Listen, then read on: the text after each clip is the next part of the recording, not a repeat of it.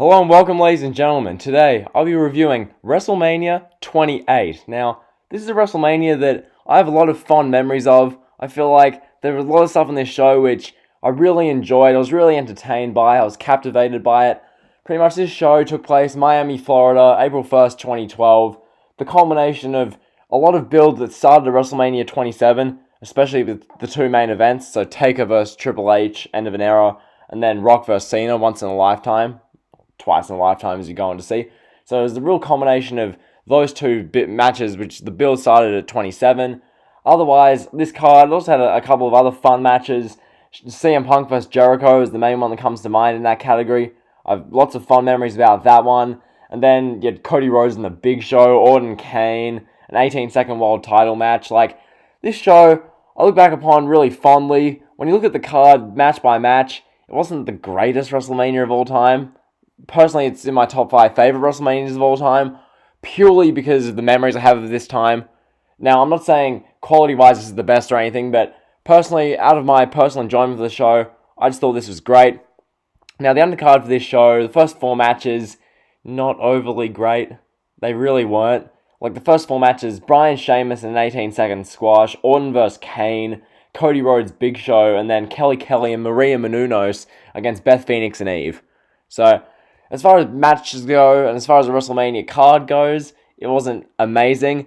And you've got to remember, the product at this time, we're talking early 2012, so you look at what was going on this time. This was CM Punk winning the WWE Championship, and this was like the first few months of his 14-month-long reign. He was being misused already. They're having him against Ziggler and in the Elimination Chamber, and Punk was starting this feud with Jericho. You had John Laurinaitis on Raw, running around in literally every second segment. Like, Laurinaitis was all over Raw. David Otunga was in a prime spot on TV. You had Rock and Cena doing their 1 or 2 segments, like, every couple of weeks.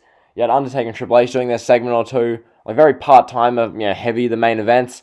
And then from the undercard perspective, Cody and Big Show, Orton, Kane, like, none of these feuds really, like, have anything memorable. They were just kind of average undercard-type feuds. Bryan Sheamus, like, the feud with that one was Bryan had just retained the world title against Big Show and Mark Henry, and then in the Elimination Chamber, and then Sheamus, who won the Rumble, challenged Bryan, and then we got what we got. So, that's the real preview for this card. As I've said a couple of times now, I have nothing but fond memories of this show. Just, the theme, the setting of this show, how they did the stage of this show, I really loved. I love this WrestleMania stage. It looks so sick. The 2 main events I thought were excellent. Punk Jericho was like a 3rd best match of the night. It was great. And then, so without further ado, I'll get into the review. We open WrestleMania 28 with a cool little video package highlighting Miami, Florida, and how WrestleMania is the showcase of the Immortals. Pretty much the same kind of thing you get every year with WrestleMania. Like, these packages are never too different. Like, doing these WrestleMania review series, like, I notice these things. The packages, it's always the same thing.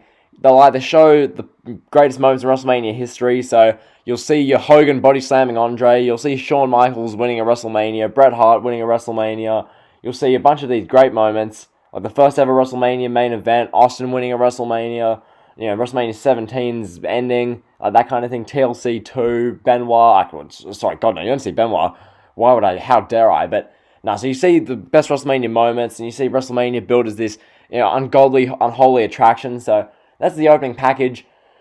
From here we open with the singles match for the World Heavyweight Championship. Daniel Bryan defending against Sheamus. So, obviously AJ Lee in the corner of Daniel Bryan here.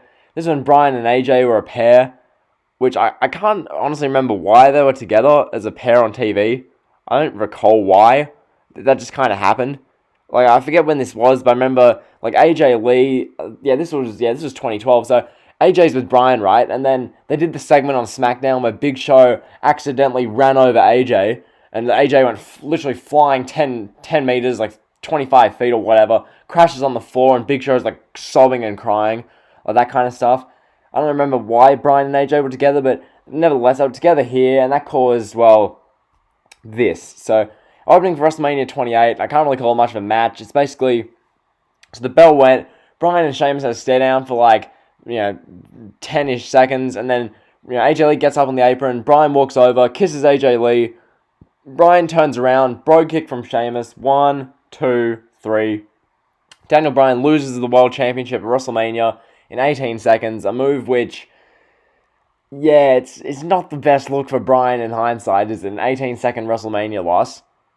Like, that's... At the time, it didn't get too much criticism from memory. I remember that the way they did this, they kind of just did this and then just moved on with the show right away. Which I think, well, they did this to save time on the show, to embarrass Bryan, to make Sheamus look strong. A combination of all three. I think doing this was pretty dumb. Having your world champion who beat Big Show and Mark Henry in a cage, won the Elimination Chamber the previous month, have him lose in 18 seconds.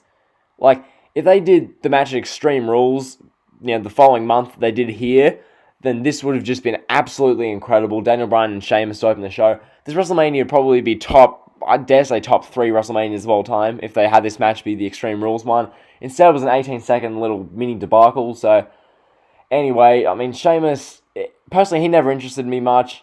I never cared for Sheamus. Babyface Sheamus was cringe. Heel Sheamus is cringe as well.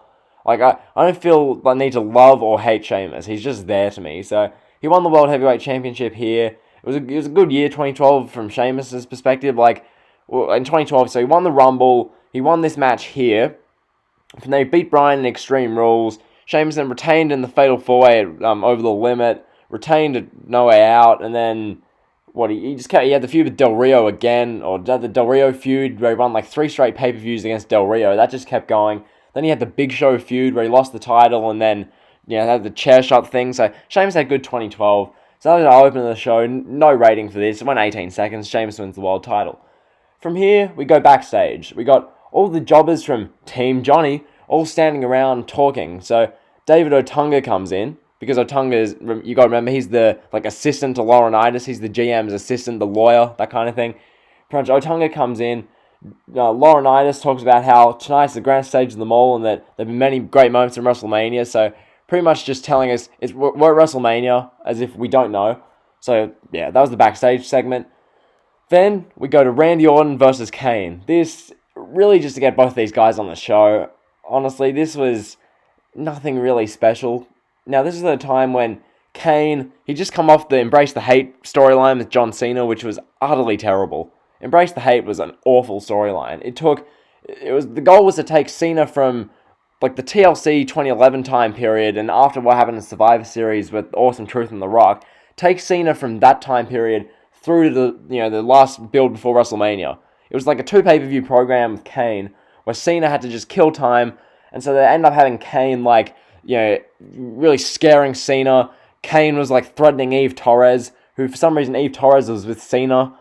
I never understood why that was the case. Zack Ryder, who was so hot at the time, the crowd was loving him. He was with Eve Torres, and then Cena just took Eve Torres from Zack Ryder, and then Kane just put Zack Ryder in a wheelchair.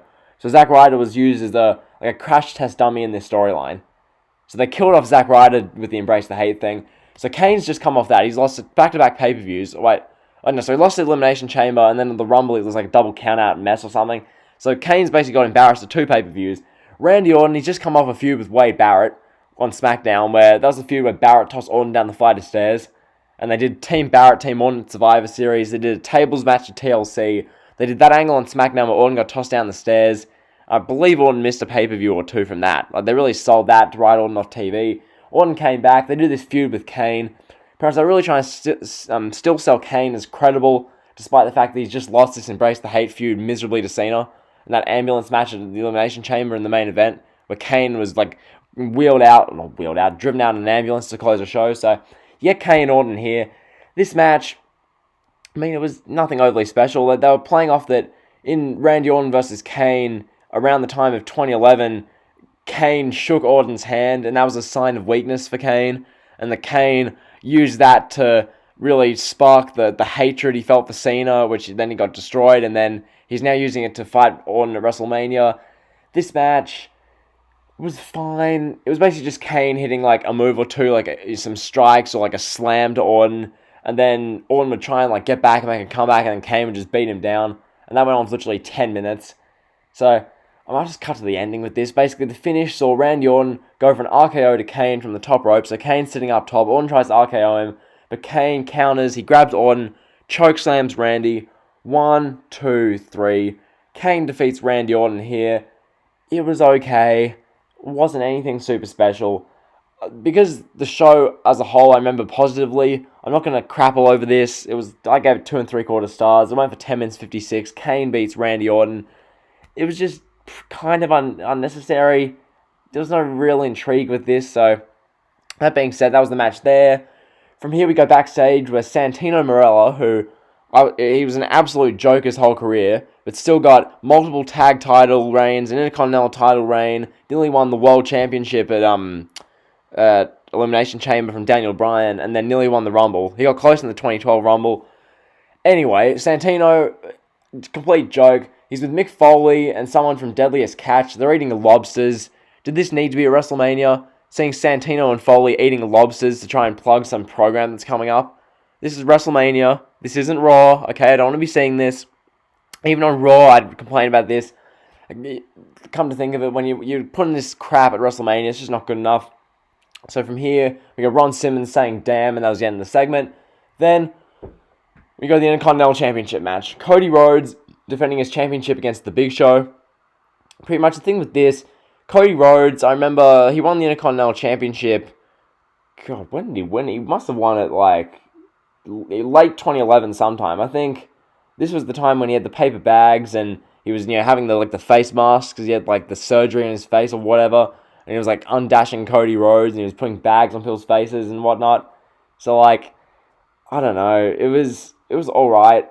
I mean, Cody's entrance, he came out wearing that like white and like maroon kind of, not robe thing, but if you guys remember, you'd know what I'm talking about here. Like Cody was wearing this weird weird thing during his entrance. Big Show just comes out because he's the Big Show. But the story of this match was that Cody called out Big Show's appalling WrestleMania record. Like, I forget what it was, but Big Show had a bad WrestleMania record to this point. Like, I can't be bothered going through all Big Show's WrestleMania matches, but I know his record was pretty bad. It was like 3-8 or something, 4-8, something like that. So Big Show hadn't had the best WrestleMania record. They basically began the match with Big Show beating up Cody around ringside. The part of the match where Big Show was like sitting on Cody in the corner was kind of cringe. It was just, I don't love the stink face type moves. Never have, never will. It's not really what I want to see in pro wrestling. I want to see just, see blokes just damaging each other, tossing them to the ground, slams, power moves, if not just incredible athleticism with great storylines, not just athleticism, because if I wanted just athleticism, I'd go to the circus. So, anyway, I thought Big Show sitting on Cody's face was cringe. Cody then, worked over Big Show's left leg. It was your typical small man beats up the giant's leg type of stuff. Cody eventually went for 2 straight disaster kicks. He hit one. On the second one, Big Show seemingly punched or speared him, or he just kind of bowled into him. It looked like a blatant low blow to me, where he hit him. Big Show then hits his WMD KO punch. That's the other thing. Was that the WMD, the KO punch, knockout, or just the punch? What was that? The name changed a bunch. Anyway, Big Show hits his punch on Cody. 1, 2, 3. Big Show wins the first Intercontinental Championship of his career. Good for Big Show. Big Show and Kane both won this WrestleMania, so I know Vince loves that. This was alright. I mean, I was really sick of Big Show on TV by this point, so to think that he was still around a few more years in main event prominent storylines, not the best look for your product, Vince. Okay? You want to be pushing younger guys. Big Show, yes, he's incredibly impressive. Paul White, he's 7 foot tall, 400 plus pounds, but you want younger people. Big Show is just an old man, so he won this match here, 5 minutes 18. I gave this 2 stars. Big Show wins the IC title. Then we go to the 4th straight undercard match. This is another one that's just not impressive at all. Tag team match. Kelly, remember her? The one who lost to Beth Phoenix every pay-per-view for 6 months. That's all I remember from Kelly. Teaming with Maria Menounos. That's how I'm saying it. Menounos. So Kelly, Maria against Beth Phoenix and Eve. Pretty much all these women, well, I say all. Kelly and Beth Phoenix had literally, as I said, been feuding for 6 months. I remember they had a match at Night of Champions 2011, and they just kept having matches over and over for this time period, because the women's division had no one at this point. You've got to remember that who else was around at this time? Oksana, Alicia Fox.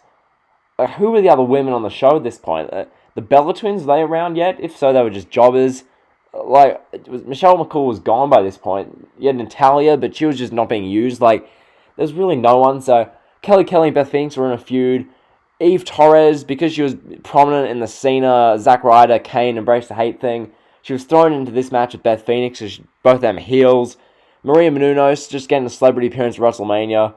This whole match was literally Kelly in the ring 95% of the time. Maria came in a little bit, to get some offense in, but that was about it. The video package talked about how divas are all over the world, and how the divas are showcasing themselves to the world stage, and this is really just like them trying to force a revolution before the legit revolution they quote unquote started. So that was alright. I didn't really care. The match itself, I mean, it was fine. Beth Phoenix had this fancy looking like headdress on during her entrance, which looked pretty cool. The match itself was pretty botchy, if I'm being honest. Eve was an inexperienced in-ring wrestler. She was more so on the screen because of how she looked, just to be in that Cena storyline with Embrace the Hate and Zack Ryder, which killed Zack Ryder's career, that storyline. But, I mean, going back to Embrace the Hate, I know this is the Divas match, but no one cares about this. I'm just going to try to Embrace the Hate some more. That whole storyline where literally they had 3 straight weeks of segments where Zack Ryder, he's in a neck brace in a wheelchair, and Kane, pushes him down the stairs. I think that happened, but, Kane knocks over the wheelchair, and then Cena shows up, and Cena's checking on Ryder as Kane's, laughing and demonic. That was literally one of the worst storylines. People don't talk about how bad Embrace the Hate was. It was such a bad storyline. That was main eventing Raw every week over CM Punk and Ziggler, over the World Championship, over anything. Embrace the Hate, it was awful. But anyway, back to this. The celebrity Maria Menounos was, barely got any action, as I said. The match was just okay. It was whatever. It went just short of 7 minutes. Pretty much, it was the heels working over Kelly. Maria then gets in the ring and somehow rolls up the Divas champion to win the match. So this was pretty obvious. It was just a celebrity match.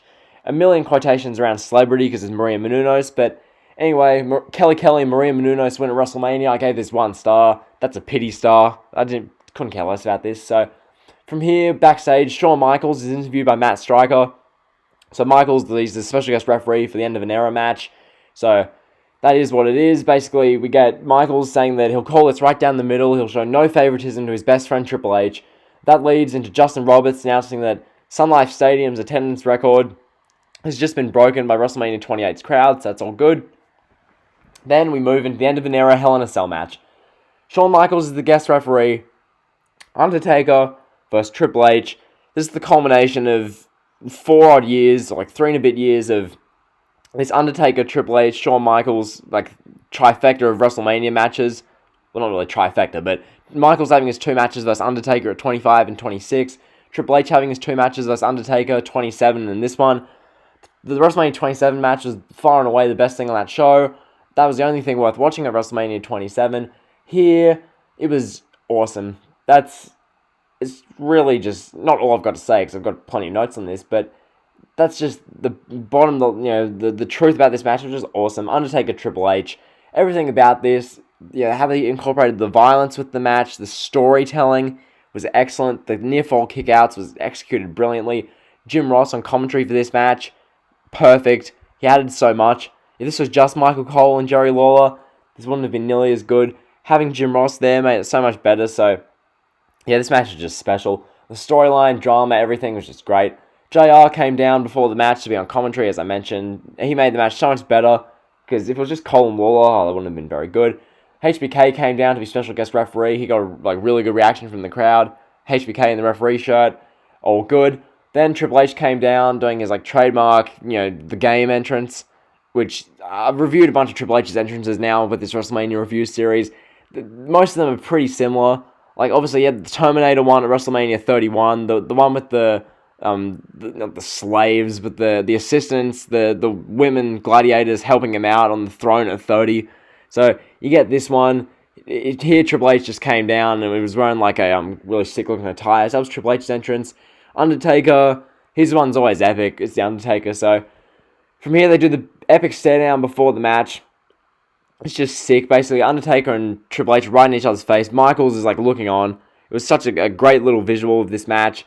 So the Hell in a Cell structure was then lowered during that. It was such this epic moment. Hell in a Cell's lowering. I did mention the build for this, basically. The whole thing with this was that pretty much Triple H called out Undertaker for one more match to end this era. This was in February. So they ended up doing a couple of weeks of segments of Undertaker Triple H face-offs, Michaels getting involved and saying that this will be the end of an era and this will be the last time they go around with this. So that was all really good. I was really entertained by it. The first half of this match we've got to remember, this match went for half an hour. So, I said this with the Shane McMahon Hell in a Cell match, even though that match was nowhere near as good as this one. I said it about that match. When you're having an Undertaker Hell in a Cell match at WrestleMania that goes half an hour, it's not going to be balls to the wall. It's not going to be Ricochet versus Johnny Gargano, okay? It's not just going to be high-paced acrobatics. The first half of this match was all story. It was all, taking in the grandeur and how epic the moment was. JR on commentary, Michaels is the referee, Undertaker versus Triple H. It was all about absorbing how great that moment was. That was really what that first, 10 to 15 minutes was. They went to ringside, used the cell a bit, they whip each other into the cell, grate each other's faces on the cell. They got some weapons out, a chair, steel steps, used the ring post. That was all really good, the first half of the match. So, to me, in my eyes, the match really took a step up and became as great as it was when Triple H had the steel chair and he was just smashing away on The Undertaker with it. The game was just going ham on the dead man. Triple H, obviously at this point, still has long hair. This is his second last pay-per-view match ever with the long hair. His last was one against Brock at SummerSlam, the Perfect Storm. So that was just great. Michaels as referee was excellent. His emotions and his facial expressions added to everything. Undertaker would lock in a Hell's Gate on Triple H, which seemingly made Triple H pass out, or it did. But Michaels was knocked out because they'd done a ref bump earlier on in the match, so Michaels was down, which I don't love when Michaels was down because he was down for a little bit too long. Because yes, he's a referee, but this is Shawn Michaels, a 25-year veteran of the business, so having him down so long didn't look great. But they did the ref bump. Triple H passed out, but there's no one there to check. From here, Taker chokeslam Triple H. Chad Patton comes in, so referees are frantically undoing the cell. Chad Patton runs in, counts the 2 count. Taker then grabs Chad Patton, chokeslams him to the mat out of rage. Then there was a sweet chin music into a pedigree, so Shawn Michaels just hits the sweet chin music on The Undertaker. Triple H pedigrees him. In that moment, you're like, oh my god, the streak's going to end. The streak is genuinely going to end. Sweet chin music into a pedigree, that was going to end the streak. And then Undertaker kicked out, and Michaels was did that insane visual of Michaels sitting in the corner, having an out-of-body experience. He's shaking. Michaels can't believe what's just happened. The streak should have ended, but it didn't. So instead, from here, the match continues. It just becomes near falls, finishes, near falls, that kind of thing over and over. Tombstone pile drivers, pedigrees are being teased. 1 or 2 are being hit here and there. The match continues past just over the half an hour point. This great action, the steel steps getting involved, as I mentioned. They get the sledgehammer involved. Just had everything. JR with the commentary. Just this perfect culmination of everything that went into these guys over the past few years and their careers in general. Ultimately, we got the finish where The Undertaker hits a final tombstone pile driver on Triple H. 1, 2, 3. Undertaker defeats Triple H. After the match, Undertaker does his streak thing where the streak goes to 20-0. So they showed 20-0 on the screen, which looks so visually pleasing. The streak could have stopped doing Undertaker WrestleMania matches there, and I would have been content.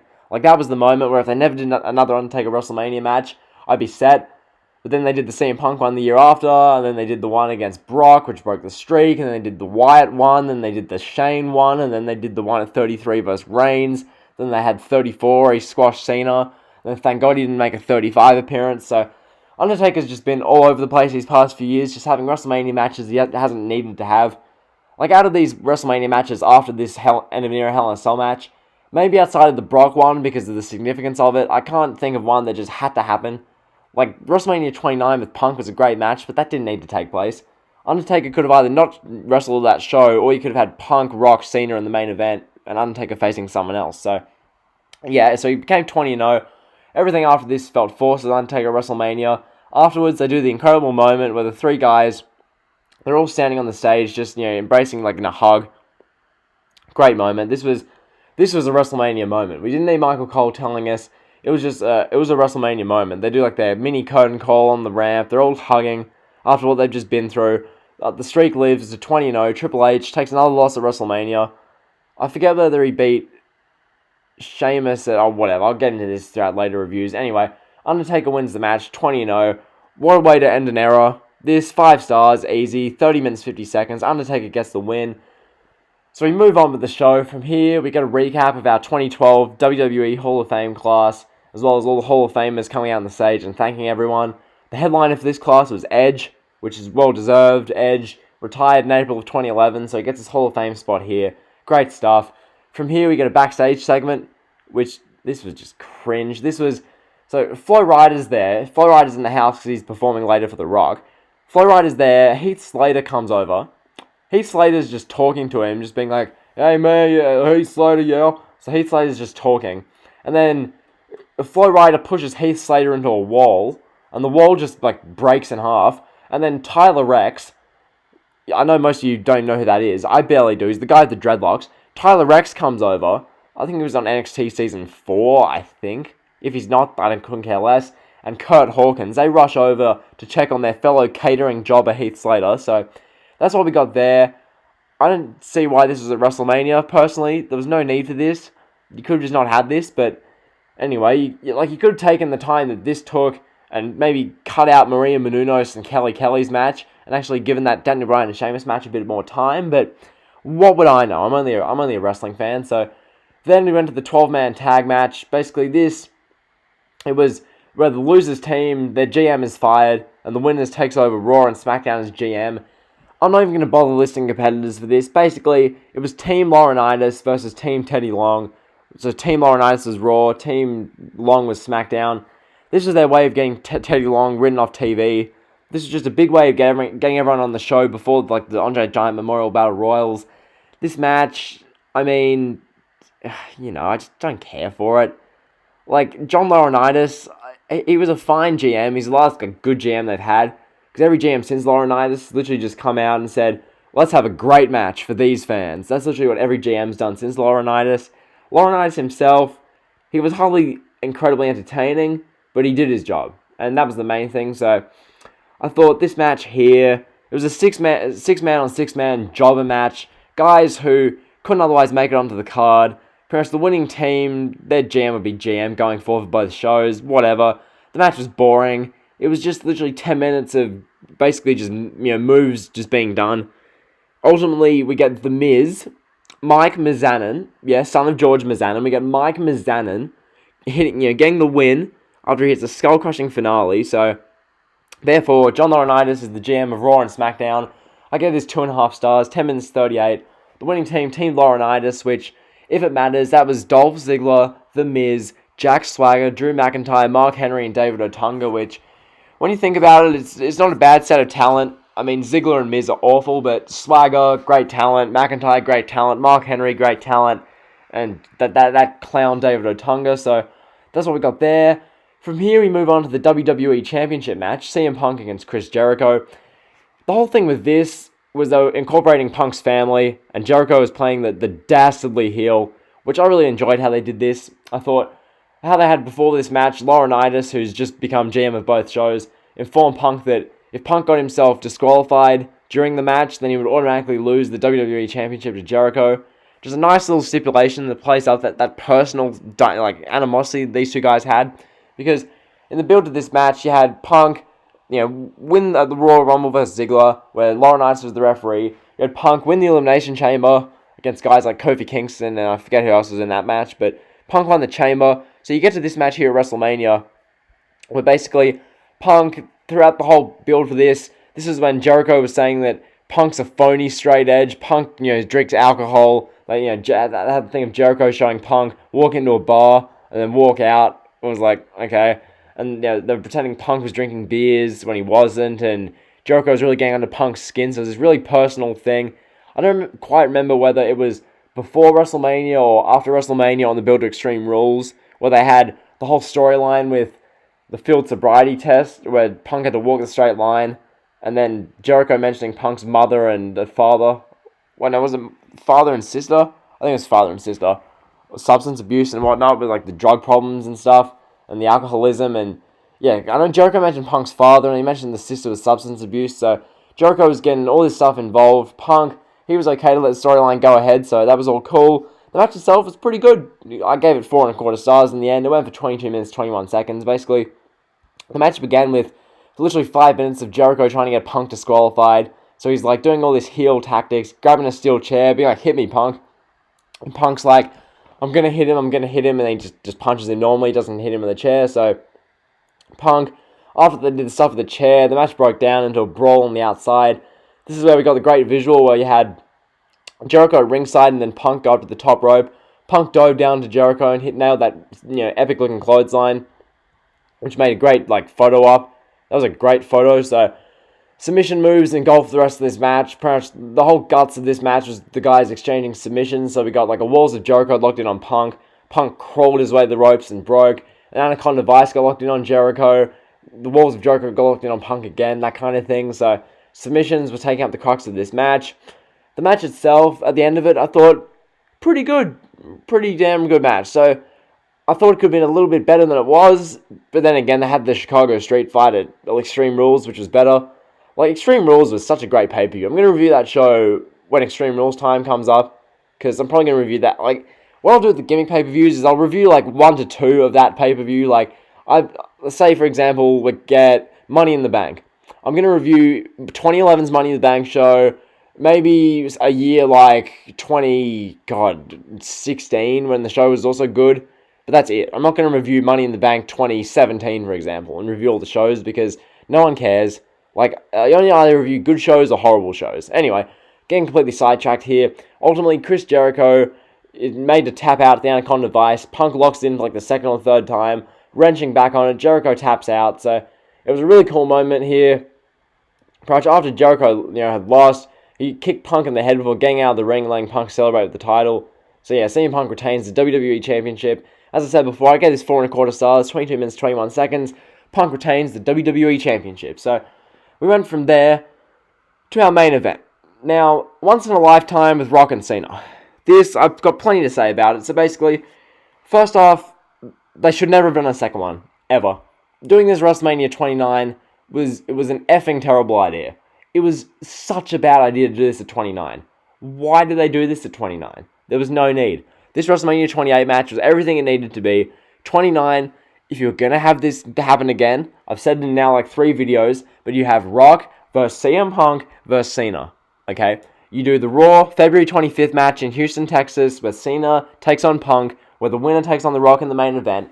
You have that match end in a draw. So you do you finish that tombstone pile driver Punk did to Cena, and then they both fall on each other, shoulders both down, 1, 2, 3. It becomes a triple threat match at WrestleMania 29.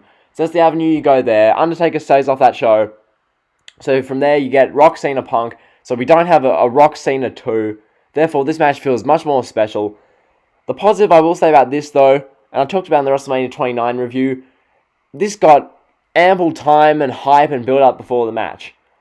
From the video package, which was epic, by the way. I love the video packages for this. This was some of the fondest times I have of watching wrestling in the PG era. The build up for this match. This was... I remember because obviously Rock wasn't on the show every week because he's a part-timer, it's The Rock. But the build up they had from 2012 on, where they did the video packages, in the Royal Rumble they did one, at the Elimination Chamber they did one. I remember the one, was it the Rumble or the Chamber? I think it was the Chamber, where it was based on Cena exclusively. It was a Cena video package, and they're showing Cena, and they have Invincible by MGK, and Cena's going into Hard Knocks gym, and they're playing the real epic sounding music, and he's doing his weights, and he's doing his deadlifts, and they showed the NXT guys. So it's Big E, Rollins, Leaki, Roman Reigns, Xavier Woods, all these guys who were going to be the headline acts in the company at the end of the decade. You have all these guys talking about how great Cena is and how for someone of that stature in the business to give back to them like he is, Cena's so great. So from that avenue, you get the Cena video packages, The Rock. His packages were hilarious, or not hilarious, but they were incredibly done as well. Talking about how showing him doing his incredibly busy day, The Rock's days where he does the gym sessions in the morning, goes to work, does other his business meetings, whether he's doing TV, movies, his liquor, anything. The Rock's always busy, so they showed that. The video package for this WrestleMania match, I could watch this over and over again. This felt so epic, how they did it. The build for this was great. The segments between these two, just two incredible talents, having great promos. The Rock, and this was before 2012, this was in 2011 sometime, they had him making fun of Cena merch, standing in Massachusetts making fun of it. That was hilarious. The Rock just mocking Cena. All the adult fans love The Rock, all the kids love Cena. But at the time, I just loved watching this. I didn't care who won. I thought it was just so fun to watch. The match itself, before I even get into the match, you had 17 minutes worth of like video packages, music performances, and entrances, as well as ring announcements before this. So really dragged this out, which is the exact opposite of what I did at 29. At 29, they just made a mess of the timings. That show should have had 2 less undercard matches, and then the main event should have got more time to breathe. But anyway, the match here at 28, it got so much ample time to breathe. You come off Punk and Jericho, you go to a video package, and you go to like an ad or whatnot, and then you get a performance from MGK. So MGK comes out with, what's the face? Was it Skylar Grey, or was that 31? Who was MGK singing with? I forget, but the person who features on Invincible, pretty much MGK is something about how, it's not about the size of the fight, the dog in the fight, but how big their heart is, and how Cena's an underdog tonight and whatnot. He got booed for that, but whatever. So they sing Invincible, and then Cena makes his entrance. Cena, he debuted his green clothes here because at the time Cena was having the Rise Above Hate shirt, which he wore throughout the Kane thing, because it was like the whole storyline was Kane wanted Cena to embrace the hate, so Cena's wearing Rise Above Hate for his shirt. So I thought that was good what they did there. This match itself, so Cena came out. He got his, really mixed reaction, because this is The Rock's hometown, Miami, Florida. It's the home of The Rock. So Cena came out with his green. He talked about how epic it is, and he ran down. So Cena's really embracing the moment. Then Flo Rida came out, and Flo Rida sang a couple of his songs, like Good Feeling and whatnot. Really building this up. The Rock then makes his entrance. It felt so epic when Rock made his entrance, because how it looked on the stage. The Rock's he's like bouncing around. His music's playing. Feels this epic fight. Rock comes down to the ring. So we get The Rock and Cena doing their face-off, which that image, not to say it's as great as Rock Hogan and their face-off, but that Rock Cena face-off image, that one at WrestleMania, is iconic. As I said, they had to kill it with 29, but at 28 it was so epic. Like, this was just so great. So the match itself, I finally actually reviewed the match. It started off with commentary putting over the ring rust of The Rock, and how Cena, he's in fine in-ring shape, he's just beaten Kane, and Cena wrestles every week, that kind of thing. The match itself, I know, like, it was better than Rock vs. Hogan from the perspective of in-ring, but the crowd wasn't anywhere near as amped for this as it was for Rock Hogan. Like, the crowd was into this, no question. Like, every move they did in the first 10 minutes, the crowd was going crazy for, but it wasn't the same as Rock Hogan, and to be honest, nothing in the business ever has been. So, yeah, they're making some good noise. The match itself, the action was fine. It went a bit too long. It went 33 minutes, 34 seconds, which is too long for these two guys. I thought the action is much the same as the Undertaker vs. Triple H match, from the standpoint that the first half, very kind of basic in-ring wrestling, nothing super intense. More so, basic moves being hit, and then the crowd, gets involved. So, like, Cena will clothesline down Rock, and Cena will stand over the Rock and the crowd will react, or Rock will hit a spinebuster on Cena. Cena rolls out to ringside, and then the crowd reacts to that, and they go to ringside, and Rock's standing around in control, that kind of thing. So it's just really good from that regard. The match itself, it featured lots of finishes, because as you expect with a match between these two men that goes nearly 34 minutes, it's bound to have lots of finishes in it. We got Rock kicking out of multiple attitude adjustments. I think he kicked out of 2 or 3. This is really good. Cena kicked out of several rock bottoms and people's elbows. Like, when The Rock did the people's elbow and rock bottom, the crowd atmosphere was epic. It felt so electric in the crowd when he hit those moves. Rock truly is the most electrifying man in all of sports entertainment today, so that was great. Michael Cole during this match, he kind of ruined it. I wish they had Jim Ross on commentary for this, because JR commentating this would be much more epic as opposed to having Maggle Goal. Maggle! I love it, Maggle! Ha ha, I love it! Having JBL, the clown, just on commentary, but still what they did worked. I thought the match itself was really fun, really engaging. There was, not that there weren't dull moments, but I was never losing my investment in the match. Like, especially the whole thing with this got nearly an hour by the time you do post-match entrances, video packages, the match itself, everything, which is so much better than 29, which they did in 25 minutes and then rushed. So this, I might as well cut to the ending. Ultimately, Cena went to hit a people's elbow on The Rock, which was his fatal mistake, but Rock countered into a rock bottom. 1, 2, 3. Rock gets the win. I remember the commentary for this. Rock bottom! Rock bottom! And it's just good stuff. I gave this 4.5 stars, mainly because of how great the spectacle was. As a match, it was probably 4 stars, but the spectacle of it made this so much better. The Rock beat Cena. in The Rock's first singles match back in just, God, how long, like 9, 10 years? No, 8, 9 years. So yeah, The Rock gets the win here. This show, overall, just get to the final thoughts, basically. As I said at the start, it's one of my favourite WrestleManias. As you can tell by how long the review is, but two, my tone of voice and how fond I remember this. It's not like WrestleMania 29 or 27, which you'll see in the 27 video. That's just... Compare this video to the one when I released my 27 review, they're complete different. Like, the 27 review is like 11 minutes, and it's me angrily just getting through the show because I don't want to talk about it. 28, I've happily sat here for nearly 45 minutes and talked about everything, the storylines, what they were doing at the time, my memories, that kind of thing. So, I've enjoyed reviewing this WrestleMania. Personally, it's one of my top 5 favorites ever. I think, as a WrestleMania, Rock, Cena, Undertaker, Triple H, so there's your two epic, blockbuster, marquee matches that both delivered really well, so that's, already makes it better than literally 85% of WrestleManias. Punk vs. Jericho, great. That was an excellent WWE Championship match. That was a perfect spot for it. Then the rest of the show was fine. The feel of the show helped. Like, the feel of the show, Miami, Florida, the palm trees, it made it feel so much better than it was. But yeah, the hype and the build for this show was actually good from the main event's perspective. The Rock Cena build, I'll never forget that. Those video packages, they'll live with me for years. They're just that great. Undertaker Triple H, that was epic for its own reasons. Literally, stuff with Jim Ross, Shawn Michaels, Hell in a Cell, Undertaker Triple H, that component of it. And then Rock Cena, just completely on a league of its own. Just excellent stuff. All in all, I give this WrestleMania an A. Granted, if you review this realistically, it's probably a B+ or an A-, but I'm giving this an A just because of how fondly I remember it. Personally, it's not the absolute greatest WrestleMania, but God, Triple H Undertaker with HBK as referee and JR on commentary and Hell in a Cell, ungodly. Cena vs. Rock, once in a lifetime, or so we thought, was incredible. Punk Jericho was really entertaining.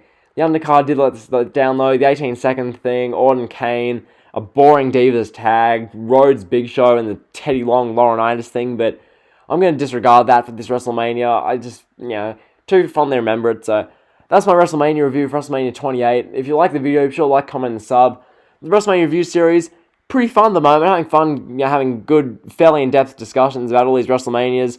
I feel like doing this is actually getting me more excited for when they do another WrestleMania, so I can actually do a good review for WrestleMania 36.